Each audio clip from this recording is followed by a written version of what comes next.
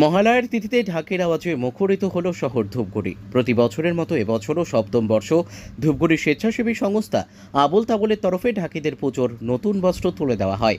এবছরও বস্ত্র তুলে দেওয়া হলো আবল তাবলের তরফে। প্রতি বছর মহালয়ার ধূপগুড়ি মহকুমার বিভিন্ন এলাকার ঢাকিদের নতুন বস্ত্র তুলে দেওয়া হয়। এবারও এদিন 175 জন ঢাকির হাতে নতুন বস্ত্র তুলে দেওয়া হলো। এদিন জেলা পরিষদের ডাকবাংলো ময়দান থেকে ঢাকিদের নিয়ে একটি শোভাযাত্রা শুরু হয়। শহরের বিভিন্ন পথ পরিক্রমা করে। ঢাকের আওয়াজে কেঁপে ওঠে গোটা শহর। এই দিনের এই অনুষ্ঠানে কোনো রাজনৈতিক বা প্রশাসনিক ব্যক্তিদের আমন্ত্রণ না জানিয়ে যারা মানুষের সেবায় নিয়োজিত চিকিৎসকদের আমন্ত্রণ জানানো হয়েছিল। তাদের হাত দিয়ে ঢাকিদের বস্ত্র তুলে দেওয়া হয়।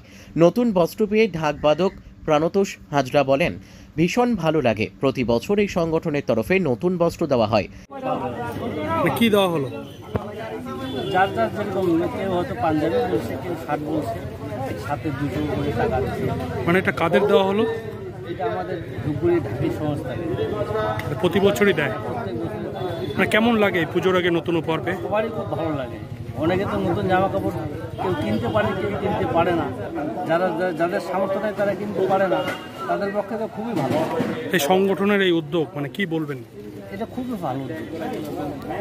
এটা আবল তাবলের পক্ষ থেকে আমাদের কয়েক বছর যাবতীয় দিচ্ছে। আমরা খুবই খুশি। আপনার নাম? আমার নাম প্রাণেশ্বর হাজরা, ধূপগুড়ি 7 নম্বর বাড়ি। এর পাশাপাশি এদিন বেশ কয়েকটি স্বেচ্ছাসেবী সংগঠনের হাতে শিশুদের জন্য উপহার তুলে দেওয়া হয়েছে। অনুষ্ঠানের শেষে পেট পুজোর আয়োজন করা হয়।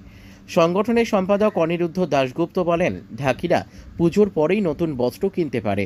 তারা নতুন বস্ত্র পরে পুজো তো আনন্দ করতে পারে না, তাই তাদের হাতে পুজোর নতুন বস্ত্র তুলে দেওয়া হলো। আমরা প্রত্যেক বছরই ঢাকিদের যারা ঢাক বাজায় এই চত্বর, প্রায় 175 জন ঢাকিকে আমরা আজকের দিনে, মহালয়ার দিনে নতুন জামা তুলে দিই। তার কারণ হচ্ছে ঢাকিরা কিন্তু নতুন জামা কাপড় পরে দুর্গাপূজায় যেতে পারে। তারা দুর্গাপূজা বাজাবে, তারপরে ফিরে এসে তারা নতুন জামা কাপড় কিনবে। আমরা এদেরকে এই কারণেই নতুন বস্ত্র তুলে দিই।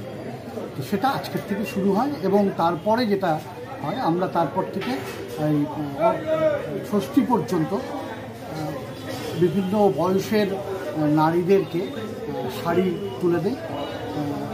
এই কাজটা আমরা করি গত 7 বছর ধরে। আসলে সব সেক্টরে কাজ করা সবার পক্ষে সম্ভব না, তাই আমরা কিছু কিছু কাজ করি। আমরা শাড়িটা দেই, পেট পুজোটা করি, তারপরে আমরা রিসেন্ট যেটা শুরু করেছি, মৃতদেহ সংরক্ষণ করবার জন্য সেরকম ব্যবস্থা আমাদের এই তল্লাটে ছিল না।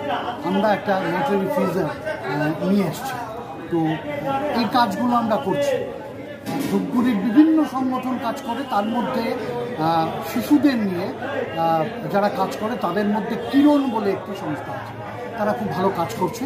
আমরা তাদের হাতে আজকে শিশুদের জন্য কিছু বস্ত্র তুলে দিই।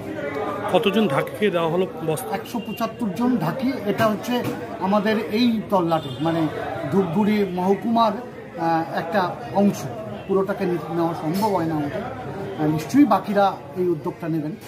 কিন্তু আমরা 175 জন কালীহাট, ধূপগুড়ি, এদিকে ঠাকুরপাট, এই যে অঞ্চলটা, এই অঞ্চলটা।